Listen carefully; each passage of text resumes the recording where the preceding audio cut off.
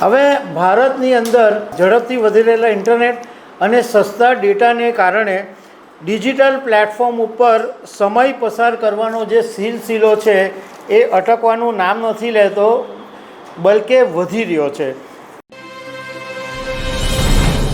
નમસ્કાર. એક એવો રિપોર્ટ બહાર આવ્યો છે જે તમારે ખાસ જાણવા જેવો છે, કારણ કે આ તમારી મોબાઈલની આદતની સાથે સંકળાયેલો રિપોર્ટ છે. તો લોકોનો સ્ક્રીન ટાઈમ વધવાને કારણે જે ઓનલાઈન બિઝનેસ છે, ગેમિંગ ઉદ્યોગ છે, મનોરંજન ઉદ્યોગ છે, આ બધા ઉદ્યોગને તગડી કમાણી થઈ રહી છે અને ભારતની અંદર ઇન્ટરનેટ યુઝર્સની સંખ્યા ઝડપથી વધી રહી છે. તો આ બધા વિશે તમારી સાથે વાત કરીશ. મારું નામ રાજેશ શાહ છે અને તમે જોઈ રહ્યા છો ગુજરાતના સૌથી મોટા ડિજિટલ ન્યૂઝ પ્લેટફોર્મ ખબર છે .com. તમે કશે પણ જાઓ, તમે ધારો બસમાં મુસાફરી કરતા હો, ટ્રેનમાં મુસાફરી કરતા હો, અથવા તમે કોઈક જગ્યાએ હોટલમાં જાઓ, તો તમે જોતા હશો કે કોઈક પરિવારની સાથે પણ બેઠેલા વ્યક્તિ હશે, કાં તો તમે ઇવન પરિવારમાં પણ બેઠા હશો તો તમે જોતા હશો કે કોઈક ને કોઈક વ્યક્તિ હોય એ પોતાના સ્માર્ટફોનની અંદર બિઝી રહેતો તમને જોવા મળે. હવે ભારતની અંદર ઝડપથી વધી રહેલા ઇન્ટરનેટ અને સસ્તા ડેટાને કારણે ડિજિટલ પ્લેટફોર્મ ઉપર સમય પસાર કરવાનો જે સિલસિલો છે એ અટકવાનું નામ નથી લેતો, બલકે વધી રહ્યો છે. કેટલાક લોકો આર્થિક મંદી માટે સરકારને જવાબદાર ઠેરવે છે, પરંતુ સ્માર્ટફોન વાપરનારાઓને કદાચ ખબર નથી હોતી કે એમના આ વપરાશને કારણે સોશિયલ મીડિયા ઇન્ફ્લુએન્સર અને ઓનલાઈન બિઝનેસને તગડી કમાણી પહોંચે છે. જબરજસ્ત આ લોકોને ફાયદો થઈ રહ્યો છે. હવે એક રિપોર્ટ જાહેર થયો છે, એની અંદર કહેવામાં આવ્યું છે કે ભારતીયોએ 2024ની અંદર કુલ 1.1 લાખ કરોડ સમય મોબાઈલ ફોન ઉપર વિતાવ્યો છે. અને આ સસ્તા ઇન્ટરનેટને કારણે ઇન્સ્ટાગ્રામ છે, નેટફ્લિક્સ છે, એવા દરેક જે ડિજિટલ પ્લેટફોર્મ છે એની ઉપર લોકોની પહોંચ વધી છે. અને આ રિપોર્ટની અંદર એવું કહેવામાં આવ્યું છે કે દરેક ભારતીય એવરેજ દરરોજ 5 કલાક મોબાઈલ ઉપર વિતાવે છે, જેને આપણે સ્ક્રીન ટાઈમ કહીએ છીએ. તો એ એવરેજ દરેક ભારતીય દરરોજ 5 કલાકનો સમય ફોન ઉપર વિતાવે છે. એમાંથી 70% લોકો એવા છે કે જે સોશિયલ મીડિયા, ગેમિંગ અને વિડીયોની અંદર સમય વિતાવે છે. હવે આને કારણે થયું એવું છે કે ડિજિટલ મીડિયા ભારતના 2.5 લાખ કરોડના મનોરંજન ઉદ્યોગનું સૌથી મોટું સેગમેન્ટ અત્યારે બની ગયું છે. એટલે ડિજિટલ મીડિયા છે એ મનોરંજન ઉદ્યોગનું સૌથી મોટું સેગમેન્ટ બની ગયું છે, જે મનોરંજન ઉદ્યોગ ભારતનો 2.5 લાખ કરોડનો ઉદ્યોગ છે.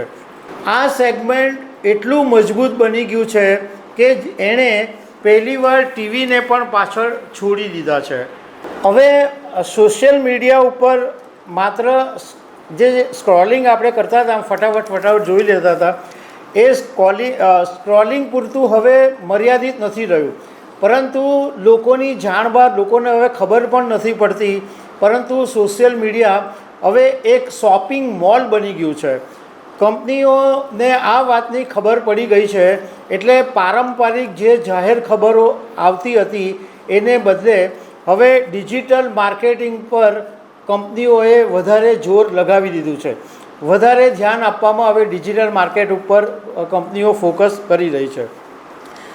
અને ભારત દુનિયાનું સૌથી મોટું મોબાઈલ ડેટા ગ્રાહક બની ગયું છે. સપ્ટેમ્બર 2024 સુધીમાં દર મહિને દરેક ભારતીય 21.2 GB ડેટાનો ઉપયોગ કરે છે અને 5G યુઝર્સ છે એનો આંકડો તો 40 GB સુધી પહોંચી ગયો છે.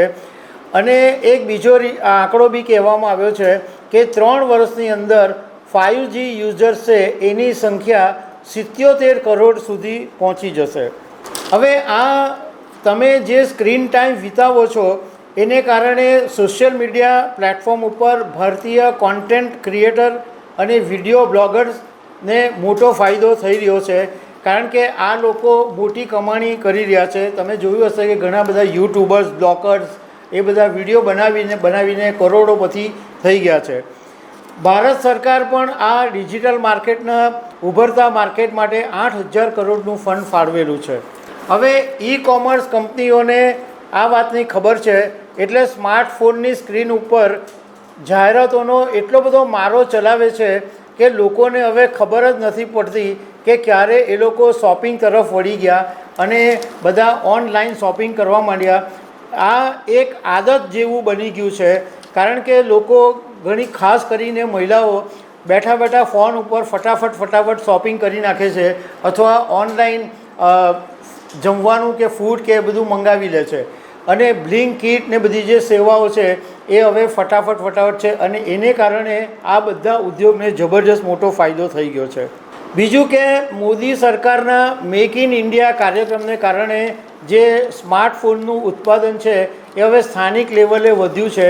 પહેલાં 2014માં માત્ર 25% સ્થાનિક લેવલે મોબાઈલ ફોનનું ઉત્પાદન થતું હતું, પરંતુ હવે દેશની અંદર જ 97% મોબાઈલનું ઉત્પાદન થઈ રહ્યું છે. એટલે જે સ્માર્ટફોન યુઝર્સ છે એને કારણે ઘણા બધા લોકોની જિંદગી બદલાઈ ગઈ છે, ઘણા બધા લોકો કરોડો રૂપિયા કમાઈ ગયા છે. તો દર્શક મિત્રો, આવી અનેક વાતો સાથે અમે તમને મળતા રહીશું. Thank you very much.